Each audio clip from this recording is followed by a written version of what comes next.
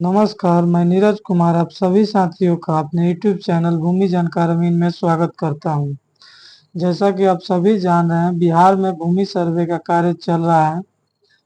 आज हम लोग उसी संदर्भ में बात करेंगे बकास्त जमीन के बारे में कि बकास्त जमीन के लिए बिहार सरकार ने क्या प्रावधान किया है और 2011 के अधिनियम एवं नियमावली 2012 एवं संशोधित अधिनियम 2017 एवं नियमावली संशोधित नियमावली 2019 में क्या प्रावधान किया है बकास्त भूमि के लिए। सबसे पहले आप लोगों को जानना चाहिए कि बकास्त भूमि होता क्या है।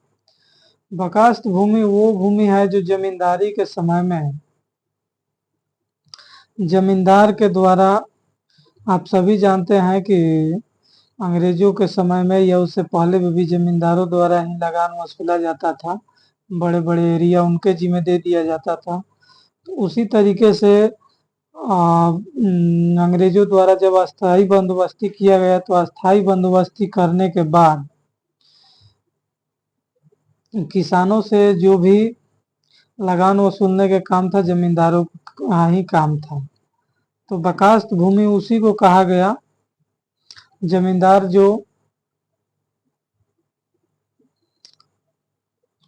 खेती करते थे, किसान उससे लगान वसूलते थे। अगर रैयत लगान नहीं देते थे या समय पर नहीं दे पाए तो उनका जमीन को जमींदार अपना जिम्मे ले लेता था। उसी को बकास्त जमीन कहा गया। हालांकि ये काफी विवाद रूप से रहा है। रैयतों का कहना है कि हमारा जमीन हमें मिलना चाहिए और जमींदारों का कहना है कि हमें मिलना चाहिए। बहुत जगह पे जमींदार लोग कब्जा भी किए हैं और रैयत लोग भी बहुत जगह कब्जा किए हैं। हालांकि जिनके भी पट्टा या रेहन बोने के लिए मिला हुआ था जमींदार के द्वारा भी, उन सभी के वो अधिकार दे दिया गया है। उसी के संदर्भ में हम लोग बात करेंगे कि किसके नाम पे किस कंडीशन में खाता खुलेगा। नंबर 1 है, यदि खतियान में बकास्त दर्ज है तथा उससे भूतपूर्व मध्यवर्ती उनके उत्तराधिकारी ने किसी को हस्तांतरित किया है तब ऐसी जमीन अंतरित की गई है भूमि रहती मानी जाएगी। यदि बकास्त खतियान में दर्ज है या उन जमींदार के वंशज द्वारा या जमींदार के द्वारा किसी को बेचा गया है तो खरीदने वाला के नाम पे खाता खुलेगा और उसे रैयती माना जाएगा। राजस्व एवं भूमि सुधार विभाग पत्रांक 925 11/2014 का ये एक्ट है। यदि खतियान में बकास्त दर्ज है, भूतपूर्व मध्यवर्ती उनके उत्तराधिकारी द्वारा पट्टे से रैयत को बंदोबस्त हुआ है, बकास्त जमीन है। यदि खतियान में बकास्त दर्ज है, भूतपूर्व मध्यवर्ती उनके उत्तराधिकारी द्वारा पट्टा से रैयत को बंदोबस्त कर दिया गया और रिटर्न दाखिल किया गया तथा पट्टाधारी उनके उत्तराधिकारी का दखल कब्जा है, उसकी जमाबंदी चल रही है, क्या ऐसी भूमि को पट्टाधारी उनके उत्तराधिकारी माना जाएगा? तो इसके संदर्भ में पट्टाधारी उनके अधिकारी के नाम से खाता खोला जाएगा। जिस जमींदार अगर किसी को पट्टा पे दिए थे और जमींदार द्वारा रिटर्न दाखिल किया गया है तो जिसने पट्टा पे लिया था, खेती कर रहा है, उसके नाम पे जमबंदी कायम है तो उसके नाम पे खाता खुलेगा। नेक्स्ट हमारा जो है बकास्त जमीन है, जमाबंदी कायम है, रसीद कट रहा है, जमीन बिकती है, क्रेता मेटिशन के लिए अंचल अधिकारी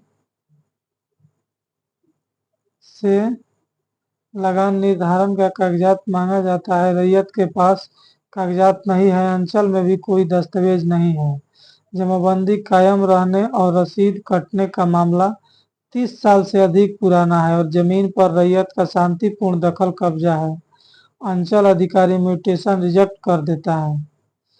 जमाबंदी जमींदारी उन्मूलन के ठीक बाद से कायम होनी चाहिए। इसके संदर्भ में किसका खाता खुलेगा, इसके बारे में अब हम बता रहे हैं आपको।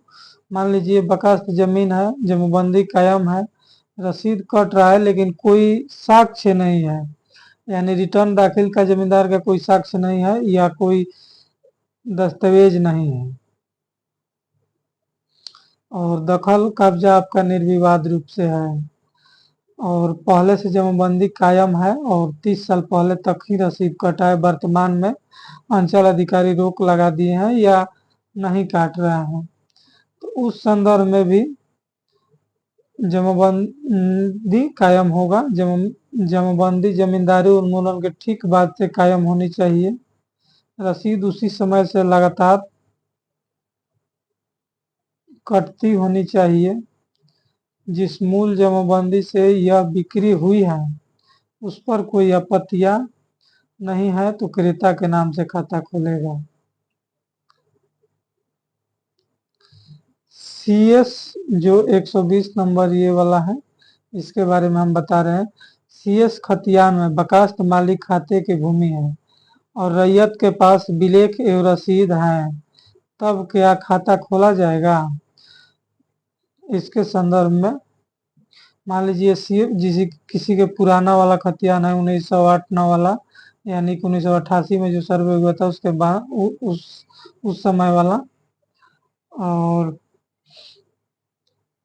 सीएस खतियान में बकास्त मालिक खाते की भूमि है और रैयत के पास बिलेख एवं रसीद है, तब क्या खाता खोला जाएगा।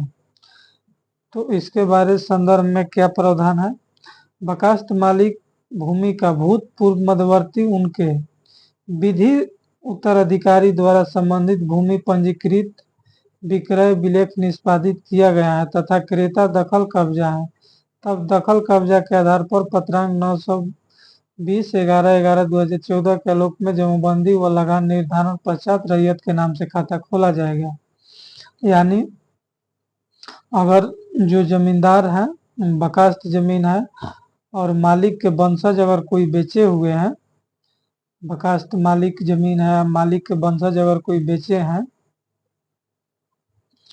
और उनके नाम पे पंजीकृत विलेख यानी दस्तावेज है, तो उसके आधार पे दखल कब्जा है तो उसके आधार पे उनके नाम पे खाता खोला जाएगा। पहले लगान निर्धारण होगा, उसके बाद खाता खोला जाएगा। लगान निर्धारण का काम डीएम करेंगे या डीसीएलआर करेंगे।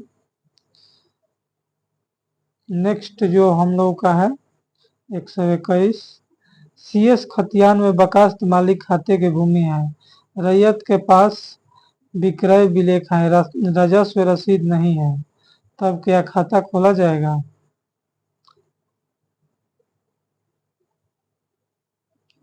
अगर विक्रय विलेख बकास्त मालिक या उनके विधिक उत्तराधिकारी द्वारा किया गया है, भूतपूर्व मध्यवर्ती द्वारा स्वयं या उनके वंशज द्वारा भूमि बिक्री किया गया है, विक्रेता का भूतपूर्व मध्यवर्ती से वंशावली के आधार पर संबंध स्थापित होता है और शांतिपूर्ण दखल कब्जा है, तो भूमि सुधार उप समाहर्ता द्वारा नियमावली वही 2014 के लगान निर्धारण करने के पश्चात क्रेता हुए उनके उत्तराधिकारी के नाम से खाता खोला जाएगा। यानी इस संदर्भ में भी खाता खुलेगा, लेकिन हाँ उनके वंशज जो जमींदार थे उनके वंशज द्वारा या उनके द्वारा मिलान किया जाएगा कि उनके वंशज ही बेचे हैं और आपका केवाला का जांच होगा। तत्पश्चात उसके बाद अगर शांतिपूर्ण दखल कब्जा होगा तो लगान निर्धारण किया जाएगा डीसीएलआर द्वारा, उसके बाद आपके नाम पे खाता खोला जाएगा।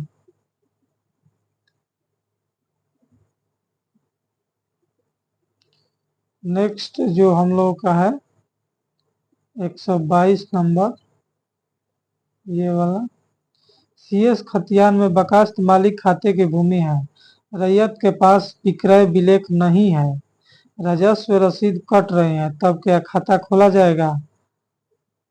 यदि जमा तो इसके संदर्भ में नियमावली है, यदि जमाबंदी जमींदारी उन्मूलन के पश्चात से ही कायम है। लगान रसीद वर्ष 1961-62 से ही लगातार अलग अलग वर्षों में कट रहा हो तो संबंधित जमाबंदी के सत्यापन के उपरोक्त सही पाए जाने पर दखल आदि होने पर रैयत के नाम से खाता खुलेगा। यानी इस संदर्भ में भी खाता खुलेगा।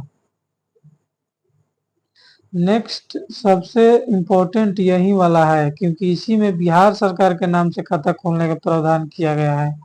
किसी कॉलम में भी ऐसा नहीं था। बर्खास्त मालिक की यही कंडीशन में बिहार सरकार के नाम से खाता खोला जाएगा। इसको ध्यान से देखें हम लोग। सीएस खतियान में बर्खास्त मालिक भूमि है। दखलकर्ता के पास विक्रय विलेख यानी कोई भी दस्तावेज नहीं है खरीद बिक्री का। राजस्व रसीद नहीं है, रसीद भी नहीं है, कोई डीड भी नहीं है। तब किसके नाम से खाता खुलेगा? और दखल है तो अनावाज बिहार सरकार के नाम से खाता खुलेगा। मान लीजिए बर्खास्त मालिक जमीन खतियान में लिखा हुआ है और आपके पास कोई भी कागजात नहीं है, यानी जमींदार से आप खरीदे नहीं हैं, जमींदार के आप वंशज नहीं हैं, तो उसका या जमींदार के भी वंशज है तो आपका रसीद एक भी बार नहीं कटा हुआ है, जमबंदी नहीं कायम है, तो उसका प्रावधान है कि बिहार सरकार के नाम से खाता खोलेगा। तो यही था बर्खास्त भूमि के संदर्भ में हमारा नियमावली भूमि सर्वे का और 2011 का एक्ट का ये प्रावधान था। भूमि विशेष सर्वेक्षण अधिनियम 2011, नियमावली 2012 एवं संशोधित अधिनियम 2017 एवं संशोधित नियमावली 2019। यही प्रावधान था बर्खास्त भूमि के लिए। भूमि सर्वे संबंधित हर अपडेट के लिए आप हमारे चैनल को सब्सक्राइब करें, वीडियो को लाइक करें और शेयर करें। किसी भी विशेष जानकारी के लिए आप हमसे कांटेक्ट भी कर सकते हैं। मैं अपना नंबर डिस्क्रिप्शन बॉक्स में दे दूंगा और आप कमेंट करके ज़रूर सलाह दीजिए। किसी प्रकार का सवाल हो या किसी प्रकार का जानकारी विशेष करके आपको चाहिए तो हम देने का प्रयास करेंगे। और यही वीडियो को लाइक करें, शेयर करें, सब्सक्राइब करें। जय हिंद, धन्यवाद।